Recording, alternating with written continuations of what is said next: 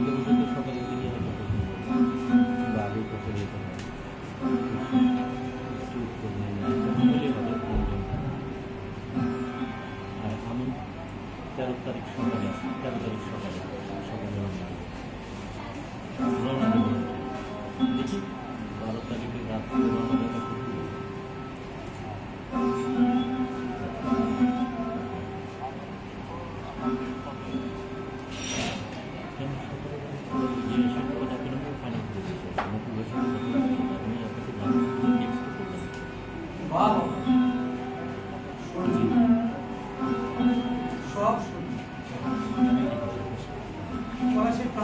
হাত দেখো দেখো এই যে শুনছো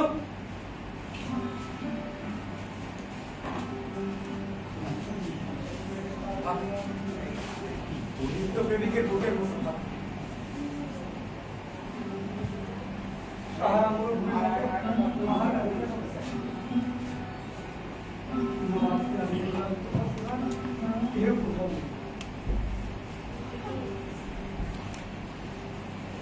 দিলে না, শেষ চেষ্টাও করতে দিলে না, বাঁচতেও দিলে না আমাকে।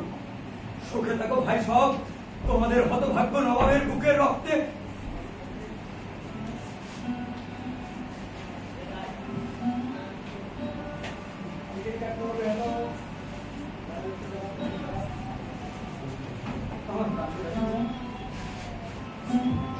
আমার সেই গর্ব সংলাপ দিয়ে যাচ্ছে।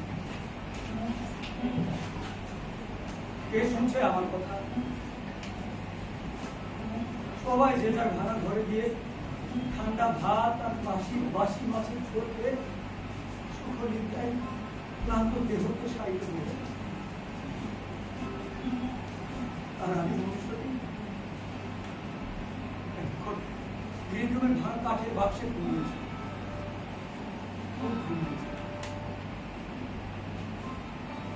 খাওয়া দাওয়াটা খুব ভালোই হয়েছে। ইদানিংকালের ছোটরা খুব ভালো করে জানে কিসে আমার প্রকার খেয়েছি হে নবীন বন্ধুগণ, তোমাদের সম্পদ আমি চৌ চৌ করে খেয়েছি। সুগর কণ্ঠ টৈটুম্বর করে খেয়েছি বলে না বেটা ছেলে নিতে আসিয়া আমায় ঝাপটাইয়া ধরল।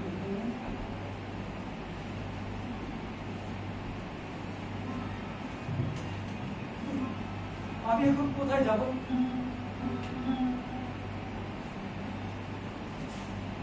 যামিনী ঘোষক, তুমি এখন কোথায় যাবে?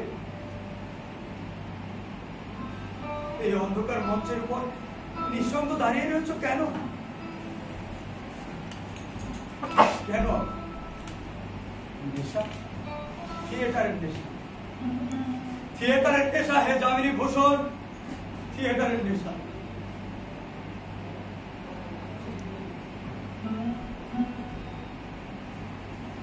আজ আমার অভ্যর্থনা রয়েছে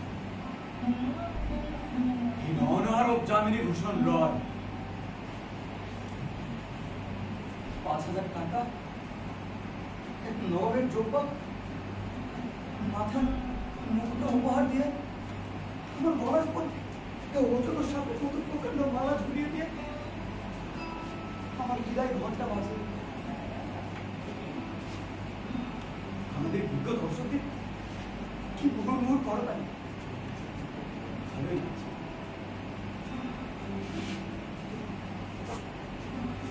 ওদের মনের কথা আমি সব জানতাম। ওদের মনের কথা আমার খানিক চারপাশে ফিস ফিস করে বলছিল।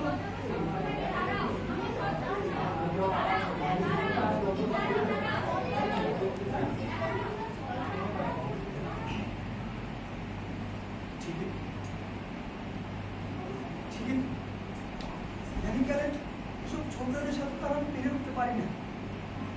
কিসব নিয়ে যেন আলোচনা করে ওই পোস্টমডার্নিজম অ্যাবসাইড এলিয়েনেশন, আমিও তো সব বুঝি না রে বাবা। আমি এখন অচল অনাবশ্যক পথর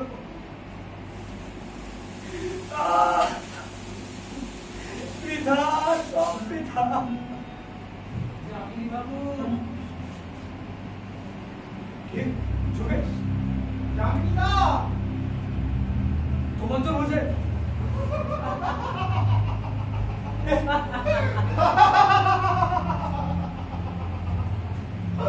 যামিনী ভূষণ, যামিনীদা,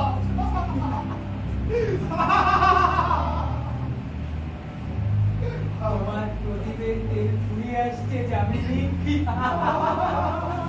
হ্যাঁ, ধীরে ধীরে আলোগুলো নিভে যাচ্ছে। তোমার প্রদীপ নেভাও যামিনী। তোমার প্রদীপ নেভাও, তোমার প্রদীপ নেভাও যামিনী, তোমার প্রদীপ নেভাও, তোমার প্রদীপ নেভাও।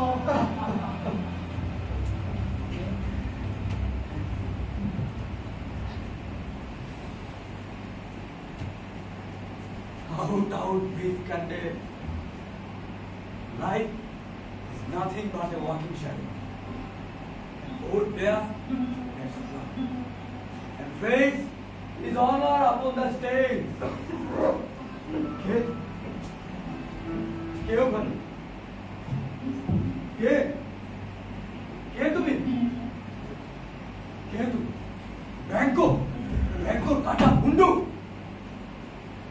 আমি মহামতি রাজা ডাঙ্কা, ঈশ্বরের নামে শপথ, আমি রাতের অন্ধকারে আপনাকে হত্যা করতে চাই।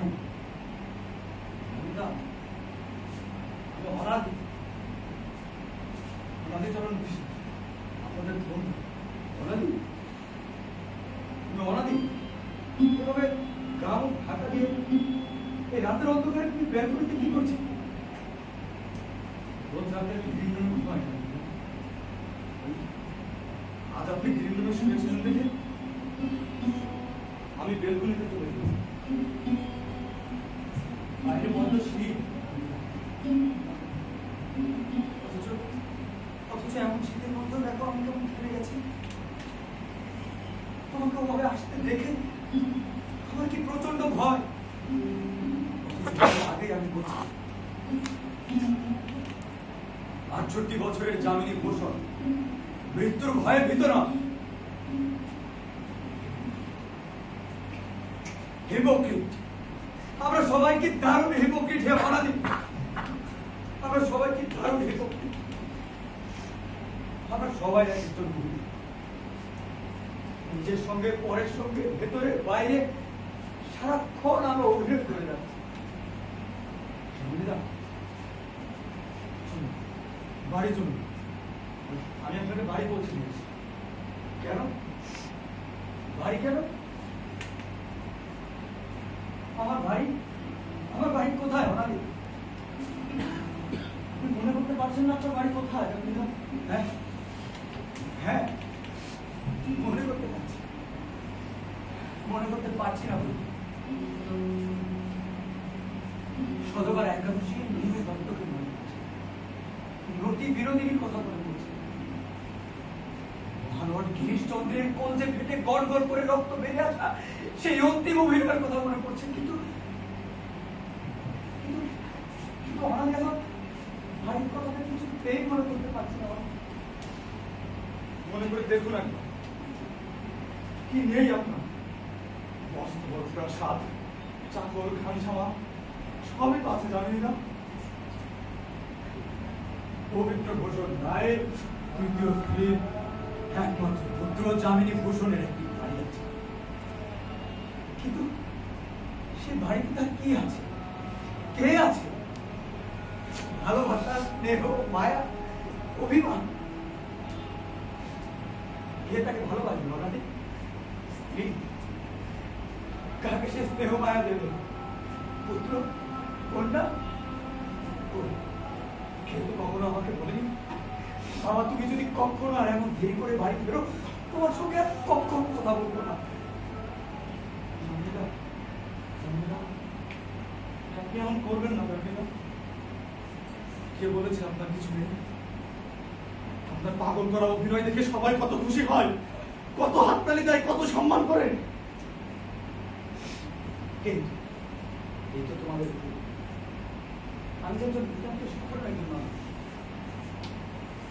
আমি তোমাদের সমাজের কোনো চিরাচরিত নেতা নই, যে নেতা ধর্ম আর নীতির উপর মোটা কালো পর্দা পেঁচিয়ে তাতে আগুন জ্বালিয়ে দেয়।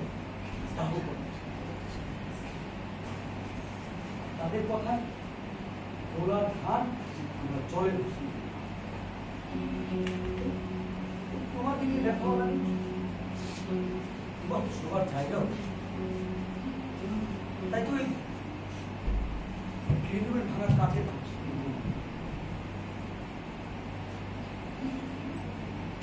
মাকে মধুসূদন দত্ত বিনা চিকিৎসা নয়, সুদত্ত ভট্টাচার্য অল্প বয়সী ছিল। সাহিত্যের দালালেরা খ্যাকশিয়ালের মতো খ্যাক করে হাঁটতে থাকে। আর আমন্ত্রণ পত্র দিয়ে তাদের না জানালে এই নাটকই বন্ধ। আপনি এত কথা কেন ভাবছেন জানেন না? ভাবতে ভাবো না, অনাদি আমি থিয়েটারের কথা ভাববো না।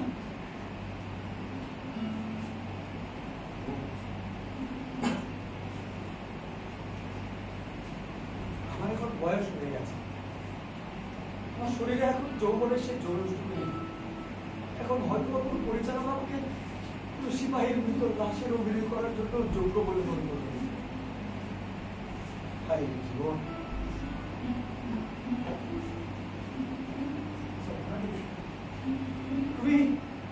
তুমি থিয়েটারে বলেছো কেন? এটাকে ভালোবাসো যেমন মা তার সন্তানকে ভালোবাসে। রোমিও জুলিয়েট পড়েছো? Dimming of this true? Durgesh Nandini ভালোবাসে। তিনি প্রমাণই বলেছে, ওই বন্দি আমার প্রাণনাথ। একটা মেয়ে অনাদি, একটা মেয়ে। আমার বয়স তো কোনো অল্প, জ্ঞানের ভিতরে এসেছি। আমার শরীরে যৌবনের রক্ত ছটফট করছে। একদিন আমার থিয়েটার দিয়ে একটা মেয়ে আমার প্রেমে পড়েছে। বিশ্বাস করো মেয়েটা খুব সুন্দর, চমৎকার, খুব ফুটে। ওর মনটাও খুব ভালো ছিল। কি হলো, কথা কবে না? আমার সত্যি দেরি হয়ে যাচ্ছে, রিহার্সালে যেতে হবে। ভালো হবে নাকি? কে বলো? আবার আটকালে, সত্যি আমার দেরি হয়ে যাচ্ছে। আজ উত্তর না দিলে ছাড়ছি না। কে বলো, আমি নাকি তোমার ওই রিহার্সেল?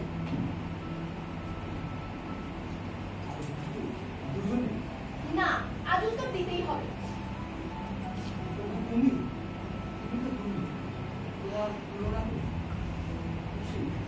শোভা তো আর লুৎফা নয়, অপর্ণাও নয়। তুমি কিভাবে ওদের সাথে তো ঘনিষ্ঠ অভিনয় করো? ওরা তো নাটক।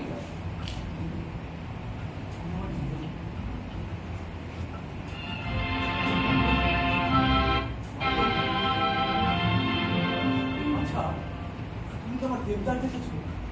তোমার মতো সুন্দরী একজন পার্বতী যদি পেতাম। এই তোমার পার্বতী বলবেন? হ্যাঁ, আমি আবার থিয়েটার করি নাকি?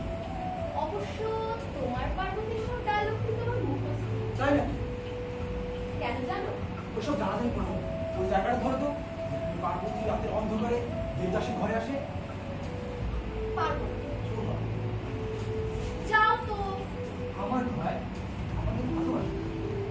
ঠিক আছে বাবা, ঠিক আছে।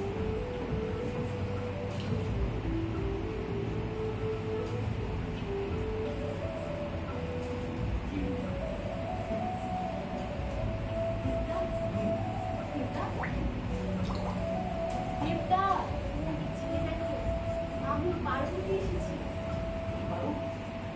রাতে মনে পাওনি তো? তোমার কাছে আসবো, এতে আমার ভয় কিসের? লজ্জা করো না? সকালে তোমার লজ্জা মাথা করা যাবে না? লজ্জার মাথা করা যেত। যদি আমি জানতাম, তুমি আমার লজ্জা তোমার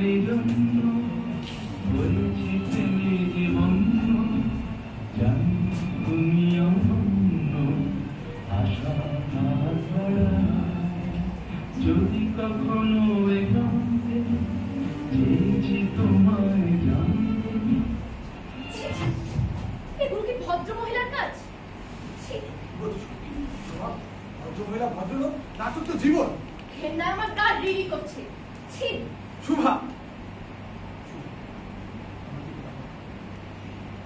ঠিক করেছি আমি এই কথা ওর বাবাকে তুমি কি জামিনীদা, আমি তোমাকে জামিনীদা, আমি তোমাকে ভালোবাসি। আর আমার থিয়েটারকে জামিনীদা, তুমি থিয়েটার ছেড়ে দাও।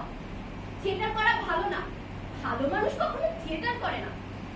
ভালো মানুষ মদও খায় না, থিয়েটারে মদ খায়। ছি, মদ খায়, ফুর্তি করে রাত করে বাড়ি ফেরে। এটা মানে কি চরিত্র সমাবেশ? আপনারা ঘুষ খায়, লুট করে, ধর্ষণ করে, বিবেককে বিসর্জন দেয়। জামিনীদা, তবুও তুমি থিয়েটার করো না, ছেড়ে দাও। থিয়েটার খুব খারাপ। ভালো মানুষ থিয়েটার করে না। কিন্তু থিয়েটার করলে মানুষ ভালো থাকেও। থিয়েটার খুব খারাপ।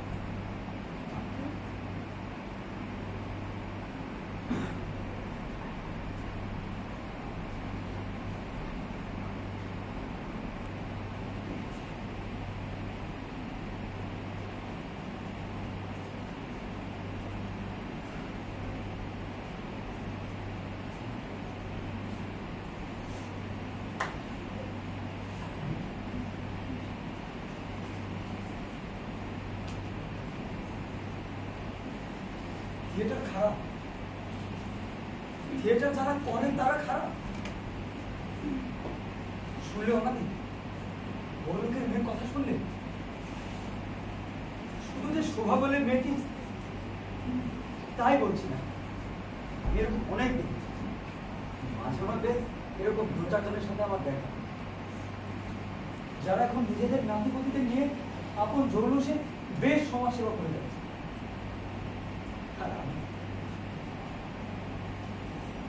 আর আমি বেচারা নির্জা দত্তের চরিত্র নিয়ে আত্মনিরীক্ষণ করতে করতে সংলাপ দিয়েছি।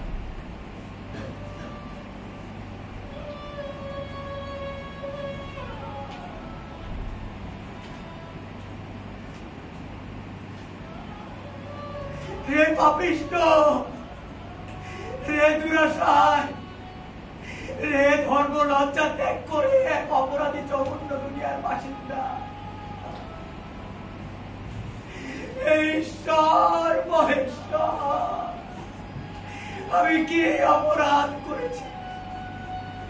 কোন অপরাধে তুমি আমাকে এই জঘন্য মাটির হস্তে তুলে দিলে?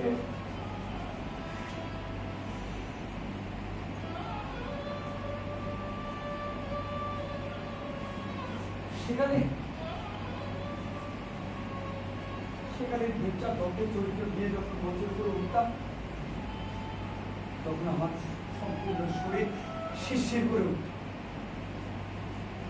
আস্তে আস্তে সময় গেল, বয়স গেল, বিষয় গেল, চরিত্র বোঝার ক্ষমতাটাও গেল। জামিনী প্রশ্নের যখন কিছুই রইল না, তখন ইদানিং কালে কিছু ছোটরা আমার গলায় এই অজগর সাপের মতো মালাটা ঝুলিয়ে দিয়ে আমার শিল্পের মুক্ত ঘোষণা করে দিল। এই যে ভালো ছিল অনাদি, একটা ছুরি নিয়ে এই মঞ্চের উপরে আমাকে কেউ যদি হত্যা করতো, অথবা আমার কণ্ঠস্বর ছিন্ন ভিন্ন করে দিত। রমণীদা, এমন করবেন না রমণীদা। কে বলেছেন আপনার প্রতি ঘুমারেন? কেউ না, আমি তো জানি আপনি কত বড় ক্ষমতা পাবেন। আমি না ওই শুনে চলুন।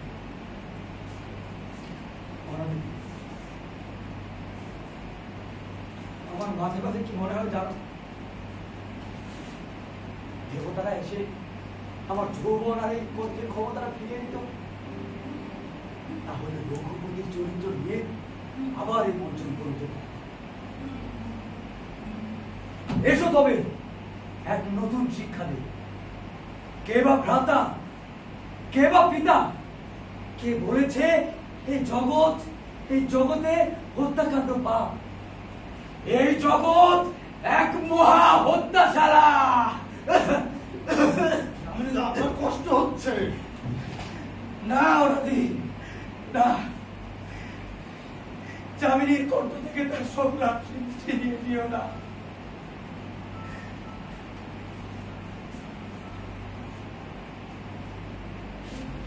দম থাকে তো ভুল নিন্দন কর। কোন চরিত্রটা দিতে চাস পরীক্ষা করে নে। অনাদি লোক সাহেব ধরছি, তুমিও ধরো।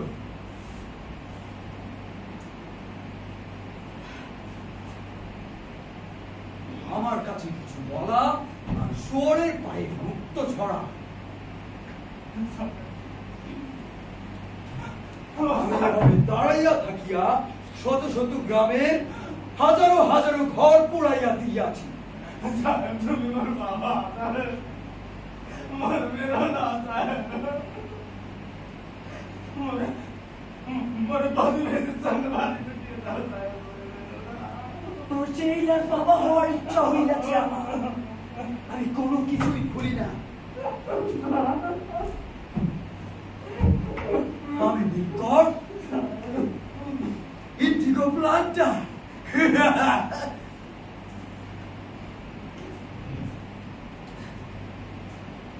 বলাদি চলবে না, মঞ্চে উঠলে না হয় এই হাসিটা আরেকটু বিরক্ত করবে। কে কে ওখানে? কে? ও হরিচাঁদ, তুমি এসেছো? হরিচাঁদ ভাই, জানিনা ঘরের বাতাসে দরজাটা মুড়ে উঠেছে।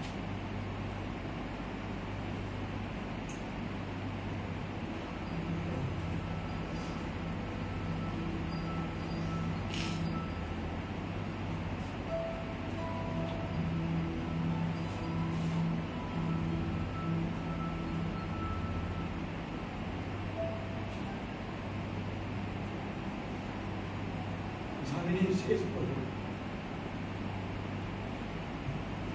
আমার জীবন প্রদীপটাও নেমে যাচ্ছে।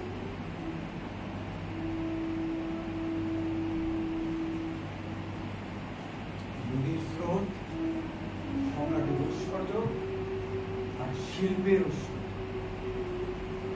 কোনো কিছুই স্থায়ী থাকে না। তোমার সময় ফুরিয়ে এসেছে। জীবন যে এখানে কাটানো হোক, তোমারও শেষ হয়ে এসেছে। আর জীবনের পাত্রটা শূন্য নিয়ে আমাদের এই প্রাণের মঞ্চটা ছেড়ে চলে যেতে হবে আমাকে।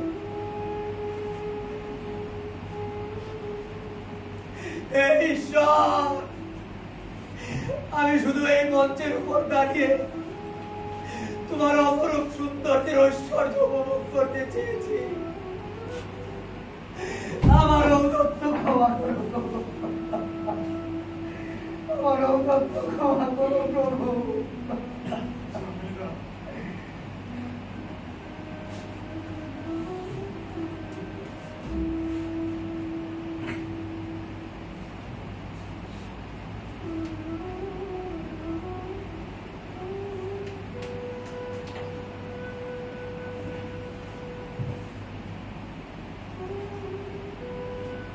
আমার দেখে আল্লাহ, দেখো আমার জীবন প্রদীপ নিভে গেছে। আর এই অন্ধকার মঞ্চের উপর দাঁড়িয়ে আমার জীবন নাটকের শেষ আমি ভুলে গেছি।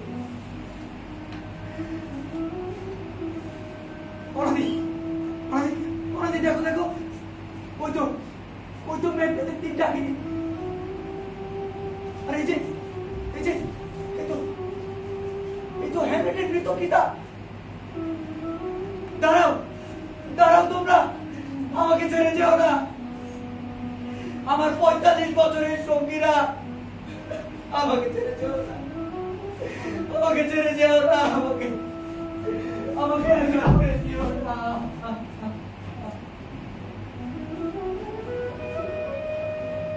জানি